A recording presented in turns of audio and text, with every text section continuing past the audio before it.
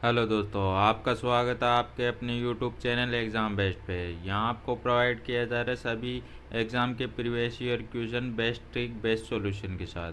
तो अभी आप हमारे चैनल पर नए हैं तो सब्सक्राइब करें और बेल आइकन को प्रेस करना ना भूलें।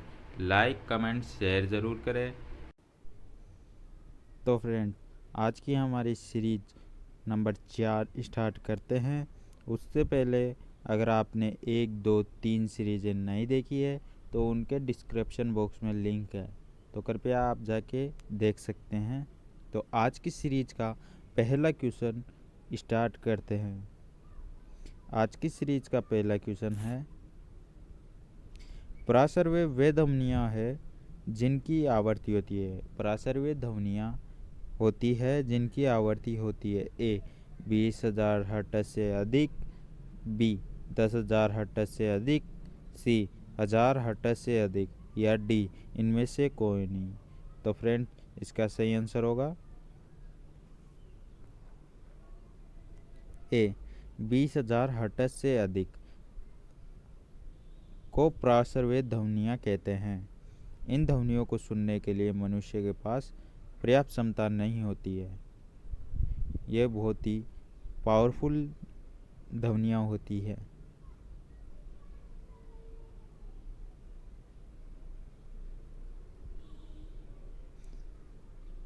आज की सीरीज का दूसरा क्वेश्चन है, ध्वनि तरंगे है।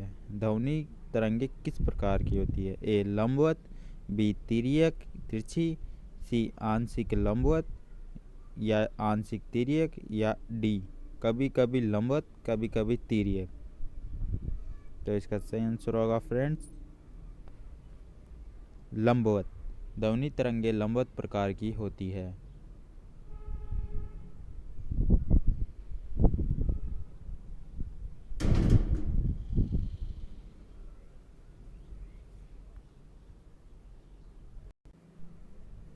आज की सीरीज का तीसरा क्वेश्चन है, सर्वे परिसर में ध्वनि तरंगों की आवृत्ति क्या होती है। सर्वे परिसर में ध्वनि तरंगों की आवृत्ति क्या होती है। ए 20 हर्ट्ज से 20,000 हर्ट्ज, बी 0.5 हर्ट्ज से 5 हर्ट्ज, सी 1 हर्ट्ज से 10 हर्ट्ज, या डी 20,000 हर्ट्ज से 40,000 हर्ट्ज। तो इसका सही आंसर होगा फ्रेंड्स ए 20,000 हर्ट्ज से 20,000 हर्ट्ज तक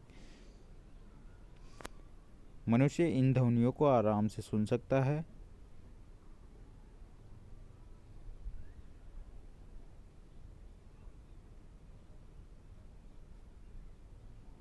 आज की सीरीज का चौथा क्वेश्चन है, वायु में ध्वनि की चाल 332 मीटर प्रति सेकंड होती है। वायु में ध्वनि की चाल 332 मीटर प्रति सेकंड की होती है। यदि दाब बढ़ाकर दोगुना कर दिया जाए, तो ध्वनि की चाल होगी। तो इसका सही आंसर होगा फ्रेंड्स ए 664 मीटर प्रति सेकंड, बी 332 मीटर प्रति सेकंड, सी 166 मीटर प्रति सेकंड, या डी 100 मीटर प्रति सेकंड। तो इसका सही आंसर होगा फ्रेंड्स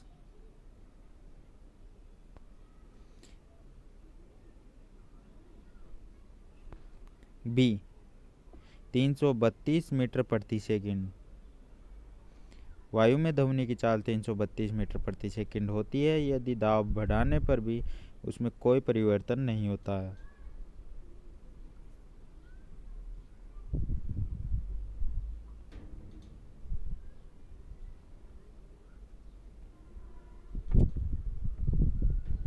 आज की सीरीज का पांचवा क्वेश्चन है, ध्वनि की चाल अधिकतम होती है। ध्वनि की चाल अधिकतम होती है। ए वायु में, बी निर्वात में, सी जल में, या डी इस्पात में। वो ध्वनि की चाल अधिकतम होती है। तो इसका सही आंसर होगा फ्रेंड्स डी इस्पात में। इस्पात में ध्वनि की चाल अधिकतम होती है। उसके बाद जल में, फिर उसके बाद वायु में। निर्वात में ध्वनि की चाल नहीं होती है। निर्वात में ध्वनि नहीं चल सकती है। आज की सीरीज का छठा क्वेश्चन है 100 डेसिमल का शोर स्तर निम्न में से किसके संगत होगा। 100 डेसिबल का शोर स्तर निम्न में से किसके संगत होगा।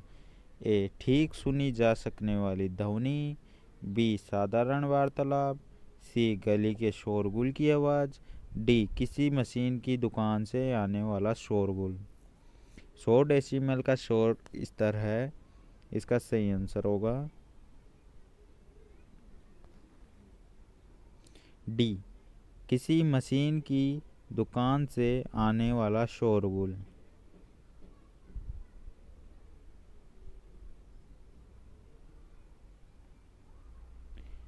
आज की सीरीज का 7वां क्वेश्चन है यदि सितार और बांसुरी पर एक ही स्वर बजाया जाए तो उनसे उत्पन्न ध्वनि का भेद निम्नलिखित में अंतर के कारण किया जा सकता है। ए तारतु प्रबलता और गुणवत्ता, बी केवल तारतु और प्रबलता, सी केवल ध्वनि प्रबलता, या डी केवल ध्वनि गुणवत्ता। तो इसका सही आंसर होगा फ्रेंड्स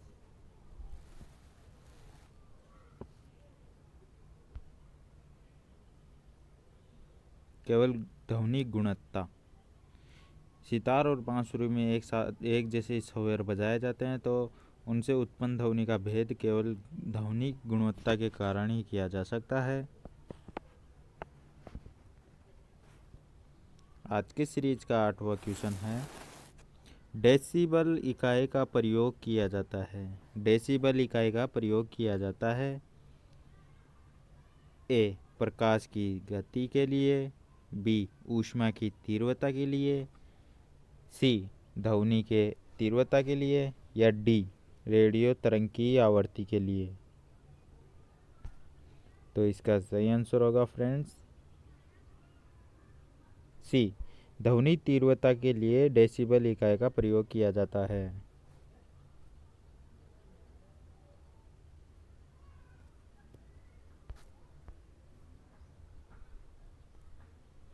आज की सीरीज का 9वां क्वेश्चन है ध्वनि तरंगे किसके कारण प्रतिध्वनि उत्पन्न करते हैं।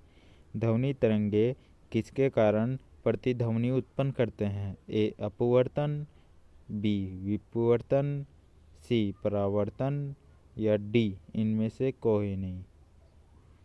तो इसका सही आंसर होगा फ्रेंड्स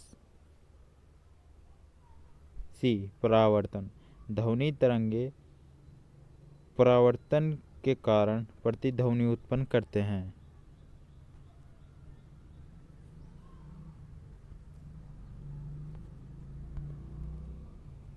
आज की सीरीज का 10वां क्वेश्चन है सोनार अधिकांशतः प्रयोग में लाया जाता है।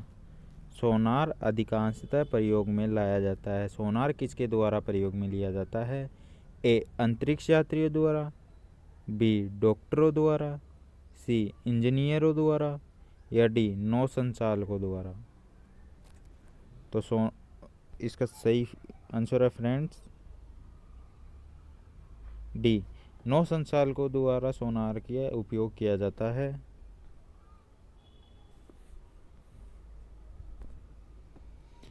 आज का 11वां क्वेश्चन है किसी ध्वनि स्रोत की आवृत्ति में होने वाले उतार चढ़ाव को कहते हैं। किसी ध्वनि स्रोत की आवृत्ति में होने वाले उतार चढ़ाव को ए रमण प्रभाव, बी डॉपलर प्रभाव, सी क्रॉम्पटन प्रभाव, या डी प्रकाश विद्युत प्रभाव। तो इसका सही आंसर होगा फ्रेंड्स बी डॉपलर प्रभाव। डॉपलर प्रभाव के कारण ध्वनि स्रोत की आवृत्ति उतार चढ़ाव के रूप में होती है। आज की सीरीज का 12वां क्वेश्चन है पास आती हुई रेलगाड़ी की सीटी की आवृत्ति, पास आती हुई रेलगाड़ी की सीटी की आवृत्ति या तीक्ष्णता बढ़ती जाती है, ऐसा किस परिघटना के कारण होता है।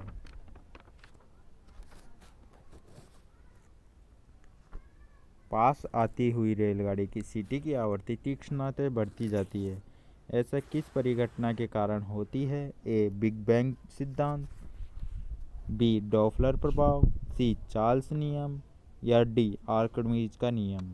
तो इसका सही आंसर होगा फ्रेंड बी डॉपलर प्रभाव।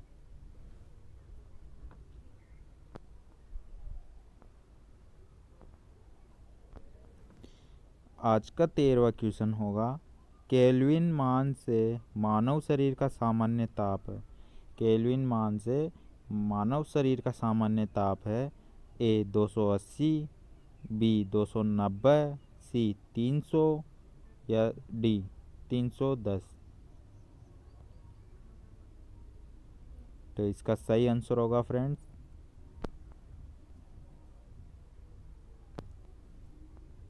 डी 310।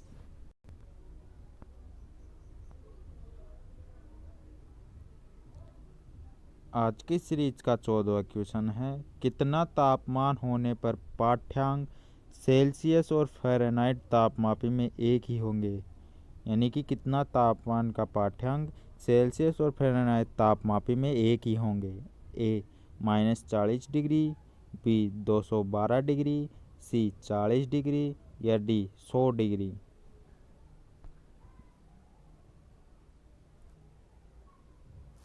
तो इसका सही आंसर होगा फ्रेंड्स ए -40 डिग्री तापमान सेल्सियस और फ़ारेनहाइट तापमापी में समान होंगे।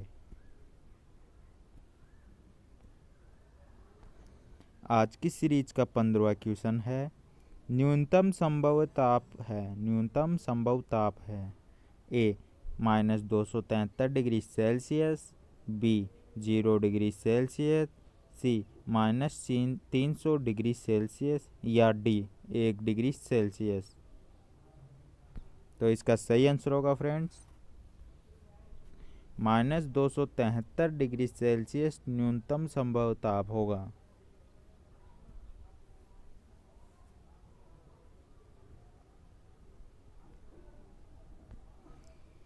आज की सीरीज का 16वां क्वेश्चन है किसी मनुष्य के शरीर का सामान्य तापक्रम होता है, यानी किसी मनुष्य के सामान्य तापमान कितना होगा? A 98 degree Fahrenheit, B 98 degree Celsius, C 68 degree Fahrenheit या डी 66 डिग्री फ़ारेनहाइट।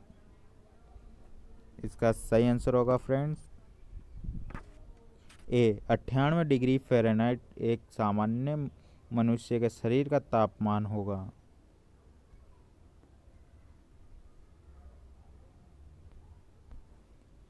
आज की सीरीज का 17वां क्वेश्चन है एक स्वस्थ मनुष्य के शरीर का ताप होता है A 37 degree Celsius, B 37 degree Fahrenheit, C 98.4 degree Celsius या डी 98.4 डिग्री केल्विन। तो इसका सही आंसर होगा फ्रेंड्स ए 37 डिग्री सेल्सियस एक स्वस्थ मनुष्य के शरीर का तापमान होता है।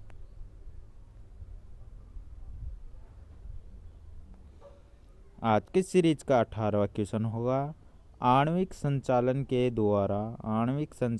द्वारा ऊष्मा का संचरण क्या कहलाता है? ए चालन, बी संवहन, सी विकिरण या डी प्रकीर्णन। तो इसका सही आंसर होगा फ्रेंड्स बी संवहन।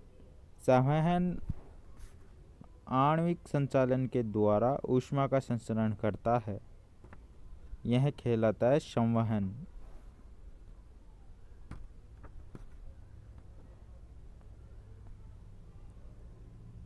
आज की सीरीज का 19वां क्वेश्चन है निम्नलिखित द्रव्यों में कौन सा ऊष्मा का बहुत अच्छा चालक है? निम्नलिखित द्रव्यों में कौन सा ऊष्मा का बहुत अच्छा चालक है? ए पारा, बी पानी, सी ईथर या डी बेंजीन।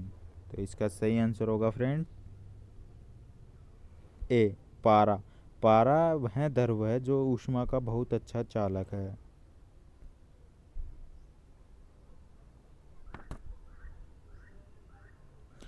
आज की सीरीज का 20वां क्वेश्चन है ग्रीष्म काल में हमें सफ़ेद वस्त्र धारण करने के लिए सलाह क्यों दी जाती है?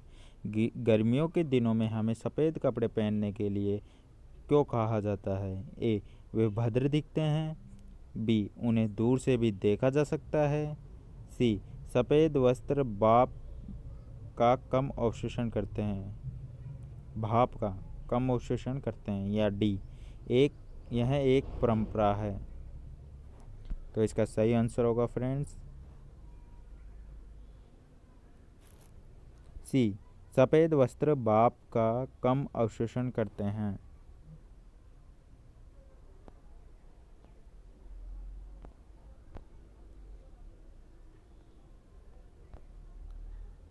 आज की सीरीज का 21वां क्वेश्चन है, तेज हवा वाली रात्रि में ओस नहीं बनती है। तेज हवा वाली रात्रि में ओस नहीं बनती है क्योंकि ए, वाष्पीकरण की दर तेज होती है। बी, हवाओं में नमी कम होती है। सी, तापमान ऊंचा रहता है। या डी, आकाश साफ नहीं होता है। तो इसका सही आंसर होगा फ्रेंड्स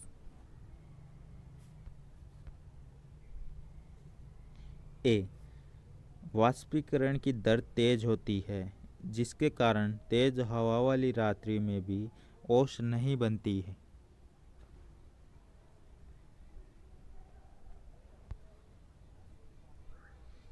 आज का नेक्स्ट क्वेश्चन है, ठोस कपूर से कपूर वाष्प बनाने की प्रक्रिया को कहते हैं। कपूर से कपूर वाष्प बनाने की प्रक्रिया को कहते हैं। ए, वाष्पीकरण। बी, हिमीकरण। सी, पिघलना। या डी, ऊर्ध्वपातन। तो इसका सही आंसर होगा फ्रेंड्स डी, ऊर्ध्वपातन की मदद से ठोस कपूर से कपूर वाष्प बनाने की एक प्रक्रिया है।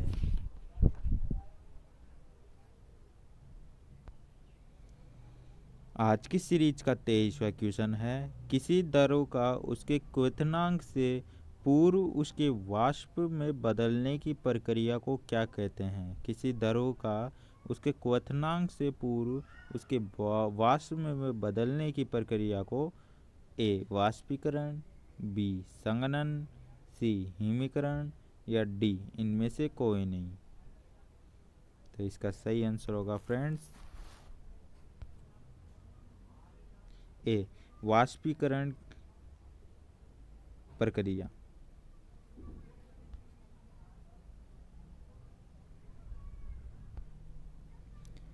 आज की सीरीज का 24वां क्वेश्चन है, पहाड़ों पर पानी निम्नलिखित तापमान पर उबलने लगता है। पहाड़ों पर पानी किस तापमान पर उबलने लगता है? ए, 100 डिग्री सेल्सियस से कम। बी, 100 डिग्री सेल्सियस से अधिक। सी, 100 डिग्री सेल्सियस। या डी, इनमें से कोई नहीं। तो इसका सही आंसर होगा फ्रेंड्स ए, 100 डिग्री सेल्सियस से कम तापमान पर पहाड़ों पर पानी उबलने लगता है।